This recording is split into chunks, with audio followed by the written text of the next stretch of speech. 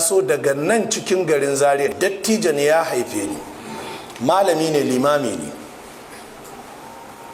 Ya ce na sha jin kasusuwanka na wa'azozinka, na san cewa baka da son zuciya cikin ku 'yan izala irin yadda kuke da son zuciya.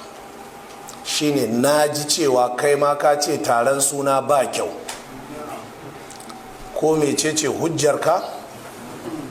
Shikenan sai na ce mishi ala gafarta malam, tunda na fahimci ga yadda ya zo kuma na fahimci daga inda ya zo, sai na zaro lawali da sani jawahirul iklil, sai na ce ala gafarta malam, ku kuka karantar da mu a muktasar, gashi mai muktasar ya ce wa yukrahu amaluha walimatan, an hana a yi harkar taron suna ko cin abincin ko walimar ko menene a matsayin tara jama'a.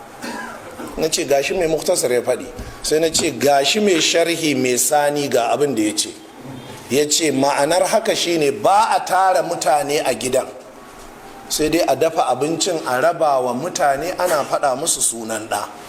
Na ce ala gafata malam kaji hujjar mu, sai ce wallahi ya gamsu.